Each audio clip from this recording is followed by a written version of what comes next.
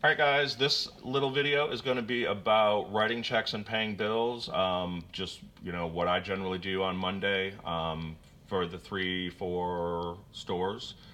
Um, in a previous video, we talked a lot about, converting purchase orders to bills, um, posting bills as they come in from the electric company, from the water company.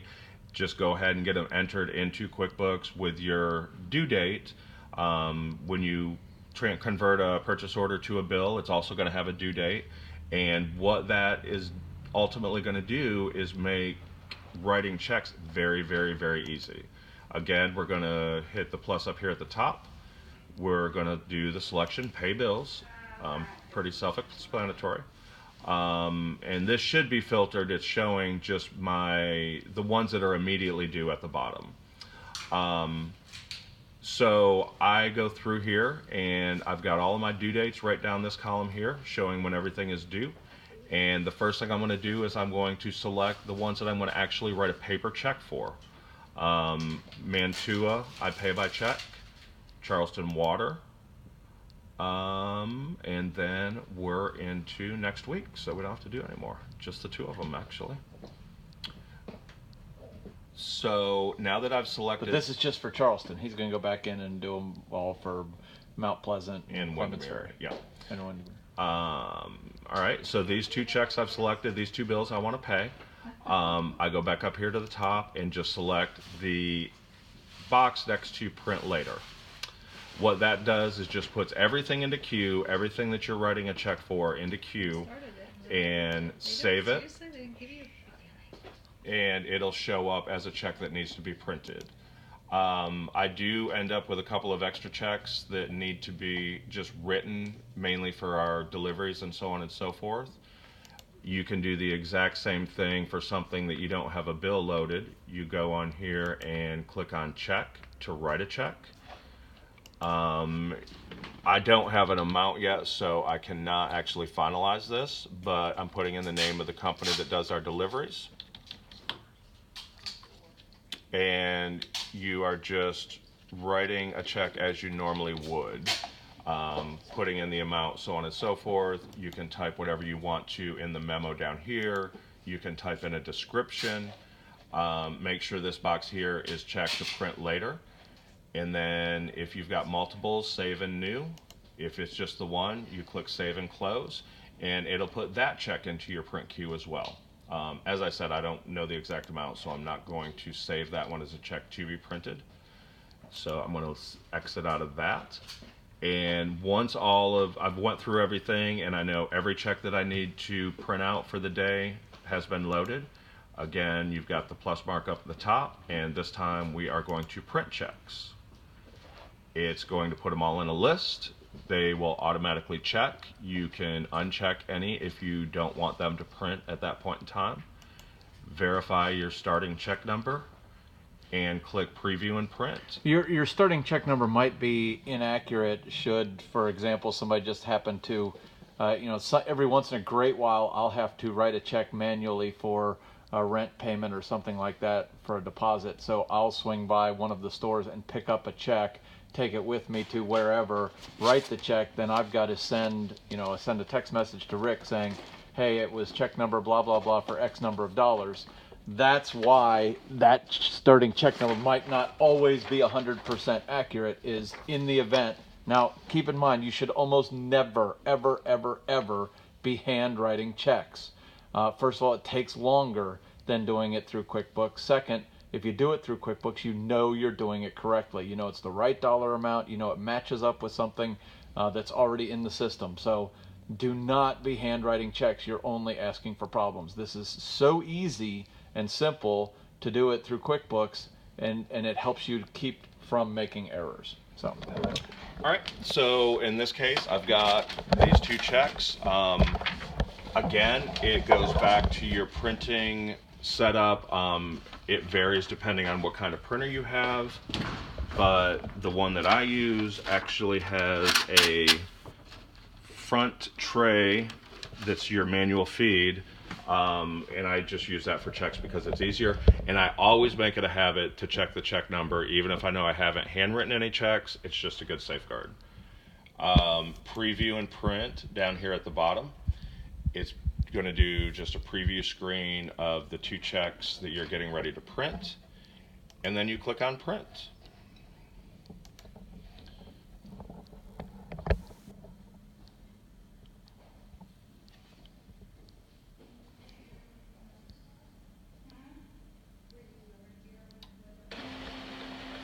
That was a little slow.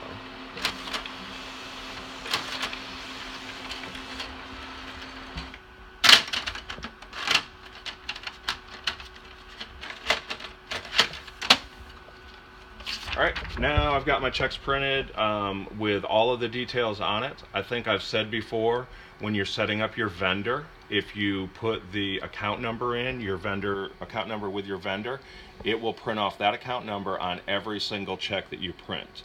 It also, if it's a bill, will print on the check stub your reference number, which is going to be the invoice number that you put in when you entered the bill. This particular bill, yeah. This particular bill, yes. It'll vary depending on, which one it is. The water, Charleston Water I printed, I had already put in the account number into their profile, so I never have to worry about it. It always prints out our account number right in the memo section on the check. So once you've verified that they've printed correctly, you can click close, and you've got 3 options. Did they print correctly? Some need reprinting, or no, keep them all in the print checklist. Normally, they've all printed correctly, and you just hit done.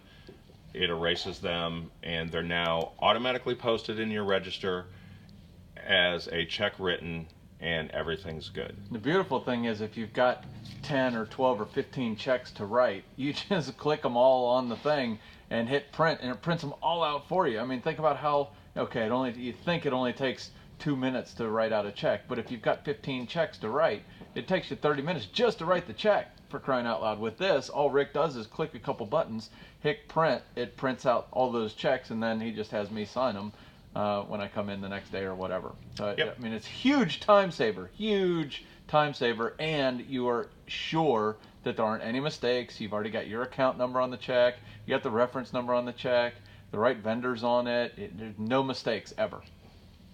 All right, and the only other thing that really it applies to me and the stores that we have in Charleston, and if it applies to you, go ahead and listen. If not, don't. But anybody that is paying Park Place, or John's paying Park Place through his Amex or through a credit card where you're actually not writing a check, I do the same exact thing. I go in to pay bills. All of our inventory here through Park Place goes through my Amex. So Rick has to do this for 4 different stores every single week. He does this for all 4 different stores. But I'm checking the ones that I'm going to pay, the ones that are due this week. It's going to tell you how much of each invoice is going to be paid. Point that out again. Remember that if you enter it correctly, it tells you what is due now and what is due next week. You don't have to look at a calendar or any of that kind of crap. It's already in there because you made your purchase order correct. So I just jot down these 2 invoice numbers that I'm going to have John pay. And what I'm doing now is simply going to mark them as paid in QuickBooks. Now, we're not writing a check. I just do it as Amex in the check number box. That alerts the accountants that those bills were paid by Amex. And then they know to reference my Amex account because it says Amex on that thing. They know exactly, but then all they're doing is looking for the dollar amount. One other thing just to point out on this screen, bill paying screen, especially for a company like Park Place, if you are returning mattresses for credit, warranty returns, anything like that, you should have entered a vendor credit into QuickBooks when you receive the credit from Park Place. If you've put in... Do you want to show them how to do that? Or I will. Actually, let's do that very quickly because it's not that hard. We're going to exit out of there. I am simply going to do a vendor credit. What this is going to be, say for an example, I had to swap out a Queen Moon River. No, you're going a little too fast there. He's just printing Park Place up there in the top right, and it defaults to that. And he's just hitting tab through there. Today's date automatically. If it's a different date, you can enter a different date in there. Just click that calendar thing, and you can enter whatever date it was. And that is actually a good point, because I make it a habit. I'll go back and backdate this to whatever date Park Place has on the credit that Actually they emailed issued the credit. Yep. It's not going to be an account for this credit. It's going to be specific items. You see you don't have any boxes down here, but if you click on item details, it opens it up, and you've got your lines just like you've seen on a purchase order, just like you've seen on an invoice. So if they're giving me credit for Queen Moon River, I just put in Queen Moon River. It's going to default to 1. You can change the quantity, and it's going to default to the cost that is already set up in your products and services list in QuickBooks. So once again, if the selling prices and costs are set up in that products page, it just makes everything so much easier. I will put a reference number up here, which will be the number off the vendor credit that they sent over, and then you just save it. That one you can just do a save and close. This isn't a legitimate credit, so I'm not going to save it. But save and close it, you don't have to do anything else with it. What will happen the next time you go in to pay Park Place, if you've entered a credit that you received from Park Place, when you select the very first bill that's due, you see over here to the right it says not available. That column is for credits. So if you have an open credit with Park Place, it's automatically going to put whatever open credit you have in that box up to and equal to the amount of the invoice. So if we had entered a $200 credit for Park Place, it would put $200 in this box, and it would show that you are only paying $11,926. So it automatically applies it to the most recent one. Automatically applies it to the balance. Again, you're putting Amex up here, and then you're simply saving it.